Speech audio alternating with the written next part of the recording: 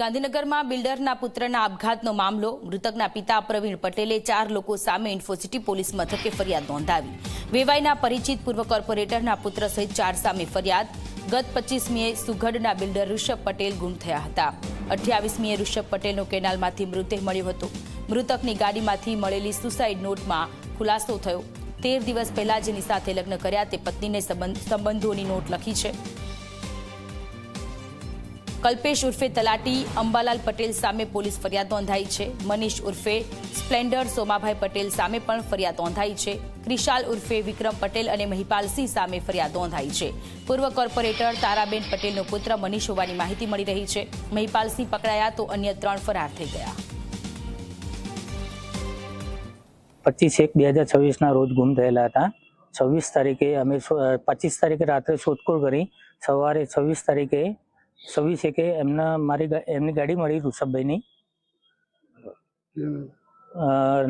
Canal ઉપરથી શોધખોળ કરતા. પછી અમે એમને શોધખોળ કરવા ગાડી તો મળી ગઈ પણ ઋષભભાઈ મળ્યા નહીં. ઋષભ મારો દીકરો મારો એ મળ્યો નહીં.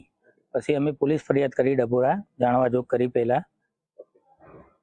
પછી કઈ તારીખે એમની જે બોડી જે છે મળી હતી? 28 તારીખે એમનું બોડી મળી હતી કરણનગર ત્યાંથી. બસ મારી એ જ ઈચ્છા છે કે ઋષભનો ન્યાય મળે, આમનો વરઘોડો નીકળે.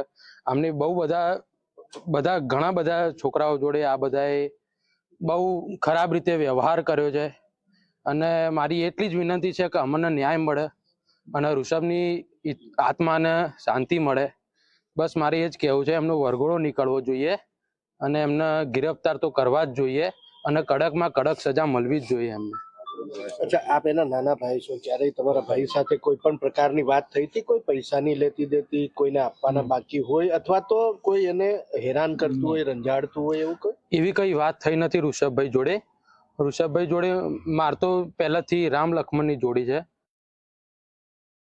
મને ચિલોડામાં આવી બધા કેટલાય બધા માણસો છે જે આ રીતે છોકરાઓને હેરાન કરે છે અને આ રીતે ટોર્ચર કરીને દબાવે છે. આવું બધું ખાસા ટાઈમથી ચાલી રહ્યું છે ચિલોડા. ત્યારબાદ ગઈકાલે કડી કેનાલ સાયફન ખાતે જે ઋષભ છે તેમની લાશ મળી જતા આજ ગઈકાલે ઇન્ફોસિટી પોલીસ સ્ટેશનમાં પ્રવીણભાઈએ અબેટમેન્ટ ઓફ સુસાઇડ બીએનએસ કલમ 108 મુજબ ફરિયાદ આપેલી છે. આ ફરિયાદ ઇન્ફોસિટી પીઆઈ દાખલ કરી આ 4 આરોપી વિરુદ્ધ ગુનો દાખલ કરવામાં આવેલો છે અને હાલ સુધી આ 4 આરોપીમાંથી એક આરોપી મહિપાલસિંહ મહેન્દ્રસિંહ રાઠોડની અટક કરવામાં આવેલો છે અને આ મહિપાલસિંહ મહેન્દ્રસિંહ રાઠોડને અટક કરીને આગળની રિમાન્ડની પ્રોસિજર કરવામાં આવી રહી છે.